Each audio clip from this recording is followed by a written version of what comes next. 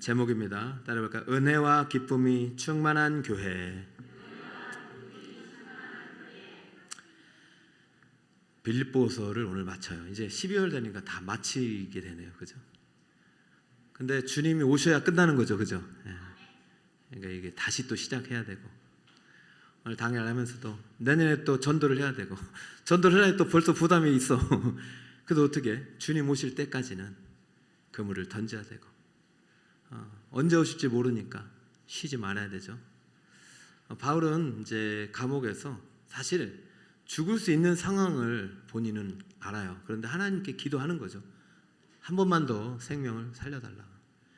가택연금이라고 해서 가볍게 보는데 그렇지 않습니다. 착고에 처했다고 그렇게도 말하는 곳도 있고요. 로마에서는요, 어떻게 죽어도 몰라요. 우리나라도요, 예전에는 그랬잖아요. 일본 사람들이 지배할 때는 언제 죽어도 모르는 거잖아요. 그냥 그들이 말이 법이에요. 그러니까 자기들 신을 못 얻겠다, 죽여라 하면 끝나는 거예요. 바울은요, 거기에서 그렇게 기도했어요. 하나님, 나 오늘라도 주님 만나고 싶습니다. 천국 가고 싶습니다. 그러나 누구 때문에 안 됩니까? 성도들 때문에.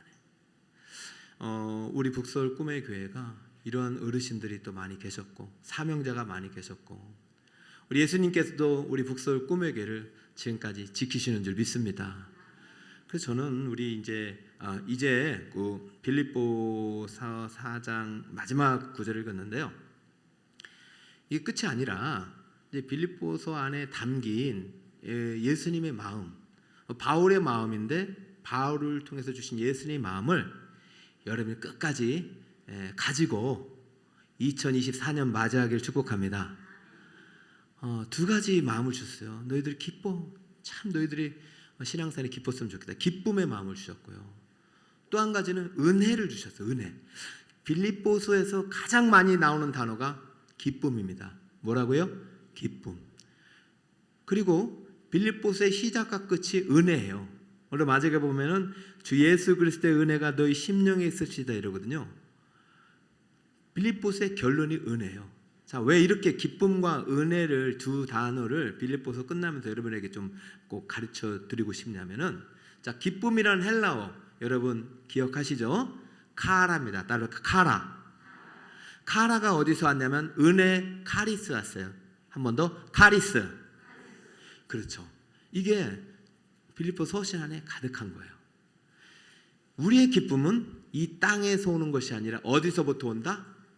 그렇죠. 그러니까 여러분 병들고 좀 없고 부족해 보여도 세상의 기준으로 볼 때는 기뻐할 여건이 전혀 없지만, 어제도 한 권사님 그래요. 목사님 이상해요. 전혀 감사할 상황이 아닌데 하나님이 감사하래요. 그래서 말씀대로 감사해 보니까 마음에 평강이 임했어요. 할렐루야. 여러분, 우리의 상황은 그렇게 감사할 상황이 많지 않아요. 이 땅을 보면. 그러나 하늘에서 주시는 기쁨은 영원토록 마르지 않는 샘물이 될 줄 믿습니다. 그러니까 이 빌립보서가 강조하는, 바울의 강조하는 핵심은 너희 안에 있는 기쁨은 하나님께서 은혜를 주신 기쁨이니 이 기쁨은 절대로 사라지지 않을 것이다. 그러니까 꼭 빌립보 교회는 이 기쁨과 은혜가 사라지지 않는 충만한 교회가 되었으면 좋겠다. 이 마음을 이 서신 안에 담았고 오늘 결론에 남겨놓고 있는 것입니다. 자, 기쁨은요, 뭔가 받아야 기쁜 거예요. 은혜를 받지 않으면 기쁠 수가 없는 거예요. 공부도 하다 보면 은혜가 임하니까 기쁜 거지, 누가 이렇게 저녁 시간에, 낮 시간에, 주일 시간에 하라고 하면 하겠어요? 이 배움 속에 기쁨이 있는 거예요. 배움이 기쁨이고 주님이 주신 은혜가 있기 때문이에요. 빌립보 교회에 두 가지 큰 하나님의 은혜의 선물이 있었는데, 첫 번째는 성도의 교제가 은혜의 선물이었습니다. 따라해볼까요? 시작. 14절도 읽어주세요. 시작. 그러나 너희가 내 괴로움에 참게 참여하였으니 잘하였도다. 14절 바로 앞에가 유명한 본문입니다. 내게 능력 주신 자에서 내가 모든 것을 할 수 있다. 13절은 아는데 14절은 모르는 사람이 많아요. 13절도 중요하지만 14절도 중요해요. 너희가 내 괴로움에 함께 참여하였으니. 여러분 생각해 보세요. 바울이 그렇게 기도하면 능력도 나타나고 옥문도 열리고 뭐 손대면 병도 낫는데 성도들이 도움이 필요해요, 안 해요? 제가 볼 때 예수님이 능력 주시니까, 예수님이 다 하시니까 성도의 도움이 필요 없을 것 같고 혼자도 잘할 것 같죠? 아니라는 거죠. 지금 바울의 기쁨은 무엇이냐? 예수님이 내 안에 오신 것도 기쁨이지만 예수님께서 누구를 주느냐? 멸관과 같은 성도들을, 충성된 일꾼들을 많이 주신 거예요. 목회를 하보니 목회자의 가장 큰 기쁨은 바로 여러분이더라고요. 여러분의 모양은 상관없잖아요. 그냥 목회는 여러분들이 계신 게 나의 기쁨이에요. 그냥 함께 하는 것도 좋은데 괴로움에 함께 참여했다는 것은 정말 바울이 힘들고 어려울 때 도와주었다는 거예요. 그럼 어떻게 도와줬는지 한번 볼까요? 15, 16절입니다. 같이 한번 읽어볼까요? 시작. 골보 사람들아 너희도 알거니와 복음의 시초에 내가 마게도냐를 떠날 때 주고받는 내 일에 참여한 교회가 너희 외에 아무도 없었느니라. 데살로니가 있을 때에도 너희가 한 번뿐 아니라 두 번이나 나의 쓸 것을 보내었도다. 오해는 하지 마세요. 바울이 뭐 물질적으로 또 돈을 받고 육신에 쓸 것을 주어서만 기뻐했다 이런 말을 하는 거 아니에요. 바울은 이거 없이도 살아요. 풍부와 비천에 다 비결을 이미 예수 안에서 터득한 사람이에요. 예수님 때문에 행복한 사람이에요. 그런데 바울이 왜 감사하고 왜 기쁘냐? 성도들이 자기 아플 때 힘들 때 그 사랑의 마음을 가지고 전달해준 작은 뭐 글도 되지만 작은 선물이라든가 조그만 헌금이라든가 함께 참여했다는 것이 숨 코이노네오인데요. 코이노니아 말 많이 들어봤잖아요. 따라할까요? 코이노네오. 성도의 교제는요 혼자 할 수 없는 거잖아요. 근데 어떤 것이냐면 뭐 이게 주고받는 거예요. 목사님의 피로, 사도의 피로, 선교사의 피로가 흘러갔던 것이죠. 바울이 제일 먼저 유럽에 개척한 교회가 빌립보 교회고 그 다음에 밑에 내려서 아가시아 지방에 가가지고 고린도, 데살로니가 이런 교회들을 개척해 나는데 선교사역을 하고 복음사역을 하는데 돈이 필요할까요? 필요하지 않을까요? 필요했던 거죠. 하나님 돈을 좀 보내주세요. 돈을 좀 보내주세요. 하나님 뭐 물질적인 어려움이 있습니다. 채워주세요. 그럼 하나님께서 하늘에 근거를 주셔서 자 받아라 하고 쭉 던져주면 얼마나 좋겠냐고요. 근데 여러분 그렇게 하나님한테 받으신 적이 있어요? 없어요? 대부분요 성도를 통해서 흘러갑니다. 북서울 꿈의 교회가 이런 사랑과 축복이 흘러가는 교회가 되기를 축복합니다. 축복합니다. 아플 때 찾아가서 작은 음료수라도 전달해주고 손잡아 기도하는 거, 병들 때 찾아가서 기도해주면서 아프니까 내가 도와줄 거 없냐고 몸으로 헌신하는 거, 병원에 입원했거나 어디 있을 때 전화해서 어떠냐고 관심 갖고 사랑해주는 거, 이것이 다 성도의 숨 코이노네오예요. 코이노네오. 사랑하는 여러분, 우리 북서울 꿈의 교회, 우리 여러분 모두가 하나님의 은혜의 선물인 줄 믿으시기 바랍니다. 보세요. 옆에 사람 보세요. 당신이 내 선물이요. 시작. 당신이 내 선물입니다. 할렐루야. 은혜의 선물 카리스. 하나님이 우리를, 그러니까 너무 혼자 이렇게 고민하지 마시고, 물론 이제 목장 안에도 이런 게 일어나지만 여러분 도움이 필요할 때는 얘기하시고 기도 요청하시고 그렇게 하세요. 바울도요 감옥에 있으면서, 그리고 저 선교지에 있을 때 그렇게 그게 고마운 거예요. 그래서 빌립보 교회 성도들에게 감옥에 있으면서도 내가 반드시 나갈 테니까 좀만 기다리세요. 당신들이 내게 주신 은혜가 너무 큽니다. 내가 이 은혜를 꼭 갚겠습니다. 당신들이 내 은혜의 선물입니다. 자, 바울이 지금 감옥에서 벗을 수 있었던 힘 중에 하나는 성도들의 사랑이었고 성도들의 교제였고, 바울을 향한 것뿐만 아니라 서로 간의 아름다운 기쁨의 교제를 보니까 너무 기뻤던 것이죠. 자, 두 번째 어떤 선물이냐? 따라볼까요? 주 예수 그리스도가 은혜의 선물입니다. 이 선물 때문에 기쁜 거죠. 21, 22, 23절 3계절을 같이 한번 읽읍시다. 시작. 그리스도 예수 안에 있는 성도에게 각각 문안하라.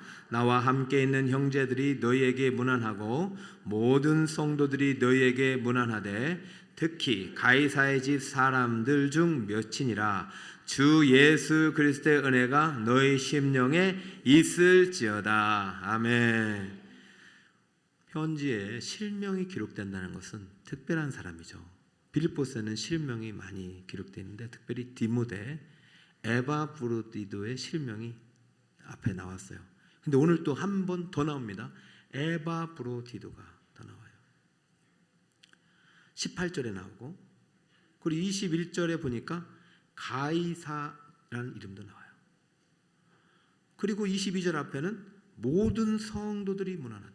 지금 바울에게는 정말 은혜의 선물들, 성도들이 많이 있어요. 이 사람들이 정말 바울의 기쁨이 되고 서로 간에 아름다운 성도의 교제가 일어나고. 여러분, 교회라는 것이 꼭 매일 좋을 수는 없죠. 다툼도 있고 마음이 안 맞을 때도 있고 그런 상황들이 빌립보에 있었어요. 그런데도 이들은요, 하나님 은혜 속에서 항상 머물면서 어떻게든 서로를 위해서 아름답게 하나 되는 과정이 너무나도 기뻤는데, 이거 왜 그렇게 될 수밖에 없느냐? 이 모든 성도들이 누구를 중심으로 연결됐느냐? 예수님을 중심으로 한 몸이 되었기 때문이야. 누구 중심으로? 예수님 중심으로. 자, 23절. 주 예수 그리스도의 은혜가 어디에 있다? 너희 심령에 있을지어다. 그런데 앞부분이 중요합니다.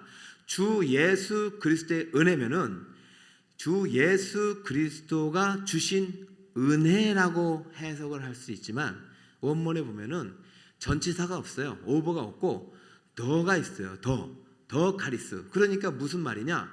예수님과 은혜가 동격인 거죠. 그러므로 바울에게서 기쁨의 원천은 성도들, 성도의 교제, 성도들로부터 주고받는 이런 사랑, 헌신, 이것도 기쁨이지만 진짜 바울의 기쁨의 원천은 예수 그리스도입니다. 예수님 자체가 바울에게 은혜예요. 예수님이 기쁨이고 가장 큰 선물입니다. 여러분, 이것이 마태복음 14장의 결론이 아닙니까? 우리 밭 안에는 보화가 있는데 그 보화가 누구예요? 예수님이에요. 이 예수님을 향한 믿음, 이것이 우리의 보화예요. 그런데 이 은혜가 어디에 있느냐? 선교 헌금은요, 받으면 이제 쓰게 되고 사라지잖아요.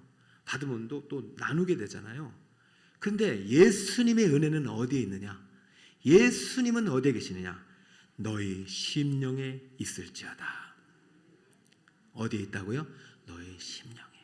그걸 푸뉴마를 심령으로 번역했어요. 푸뉴마는 영적 성장했으면 알 거예요. 성령이 푸뉴마예요. 근데 지금 우리도 우리 안에 뭐가 있다는 거예요?